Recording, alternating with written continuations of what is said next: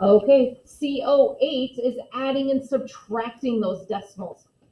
Did you guys do front end estimation in 5th grade? Did you guys do front end estimation? Okay, so I'm going to show you what that means. The reason we do estimating with some of our problems is to make sure that we're going to get close to the right number. So if we do front end estimation, it's a method for estimating the sum of two or more numbers. In this method, you add the front end digits and estimate the sum of the remaining digits and then add the results. So I'm going to show you how we do that. Decimal operations. Use a vertical format to add or subtract decimals. Begin by lining up the decimal points. Then add or subtract as you would with whole numbers. Follow the decimal point down to the answer. So I'm going to show you how we do both of those. So in this first one, if we were to do front end estimation, we look at the front of our numbers. So we have a 6 plus a 13. What is 6 plus 13? Well, 19. So our answer is going to be about 19. We do this to make sure that we're putting our decimal and our answer in the correct place. So you just kind of estimate in the beginning, what do I think is going to be the answer? And then you figure out, did I do it correctly? So now it says line up vertically. So I'm going to make sure that my decimal point is right under each other. And if I have an empty space, what do I fill it in with? Adrian? 0. The 0.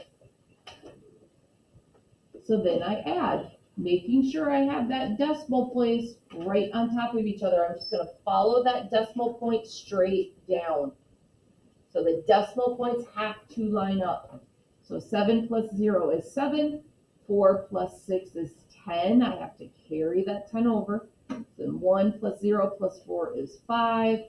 6 plus 3 is 9. 1 plus nothing is 1. And I have 19.507. If I estimated it would be close to 19, did I put my decimal point in the right spot? Yeah, because I said 19.507.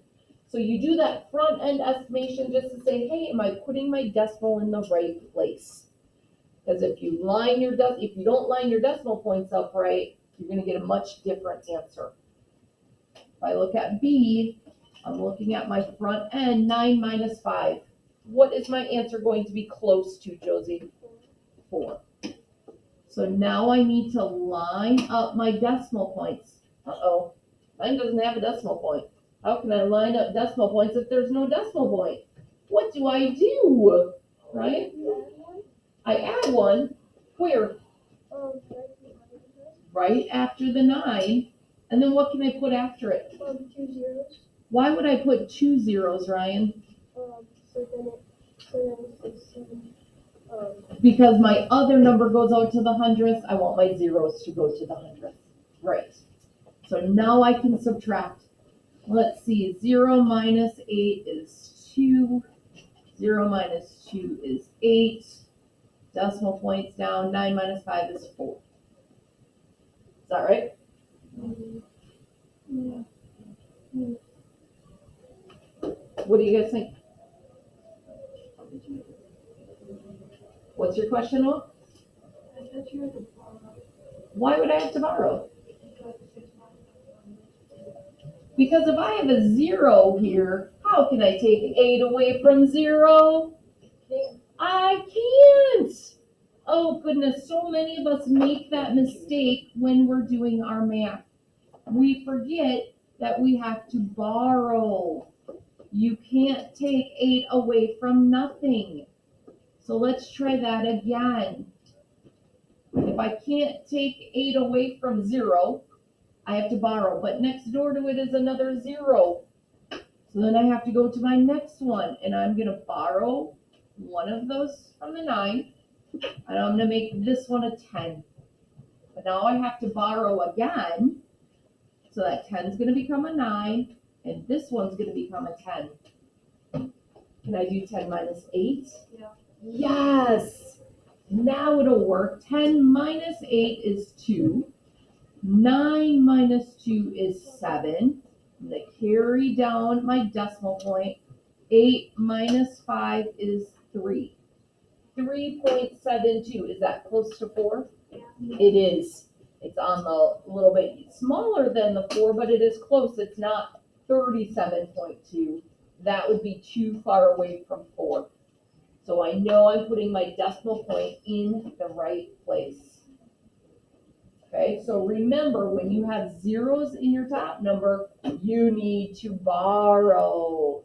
If that top number is smaller than the bottom number, you need to borrow. You can't just reverse it. You can't say 0 minus 8 is 2 because you're thinking it's a 10 because it's not a 10 yet. You can't say 0 minus 8 is 8. Okay, you can't do those crazy things that we like to do. You have to make sure you're borrowing.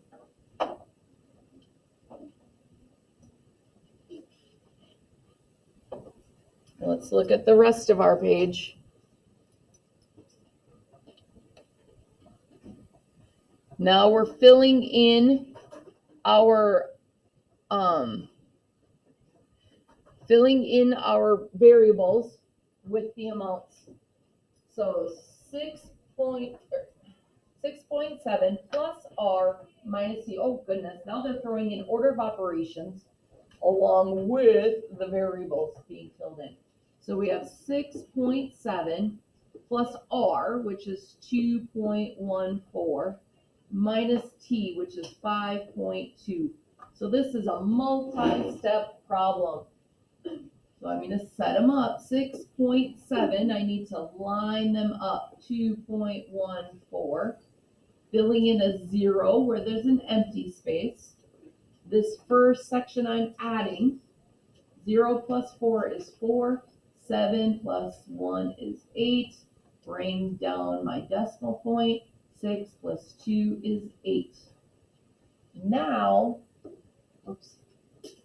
8.84 minus 5.2. So now I'm going to subtract 8.84 minus 5.2, making sure my decimal points are lined up. If I have an empty space, I fill it in with a 0. 4 minus 0 is 4. 8 minus 2 is 6. Bring down my decimal point. 8 minus 5 is 3. Okay, so if they're giving you multi-steps, just break it down and do one step at a time. So our answer would be 3.64. So the finding the sum or difference, the evaluating the expression, doing the same thing. You're just, when you evaluate the expression, you're just putting the numbers in for the variable and doing the math. Estimating the sum or difference. Let's practice a little with our estimating because the back side of our paper is going to have us do some estimating.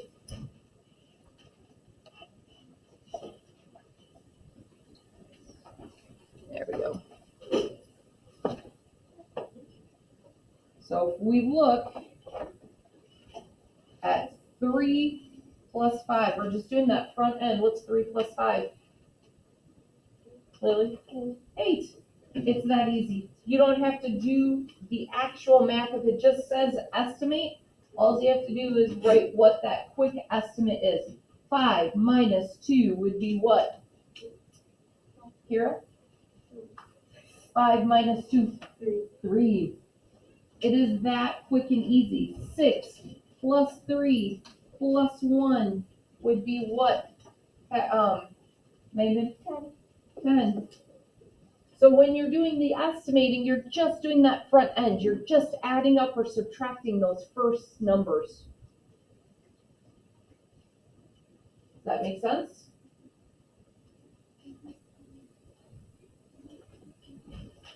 All right, so we're going to stop there so we have some time to do our work. So I want you to make sure you pay attention to the directions. We're doing 2 workbook pages because we did 2 COs, but you're only doing the even numbers, 2, 4, 6, 8, 10. You don't have to do all of the problems. You can do all of the problems on the 2 pages if you want to. You're required to do just the even since we're doing 2 pages. Is it front and back? Front and back. Is it page 15? Page 15, 16, 17, and 18. Is it due tomorrow? It is due tomorrow. So let's get started right away.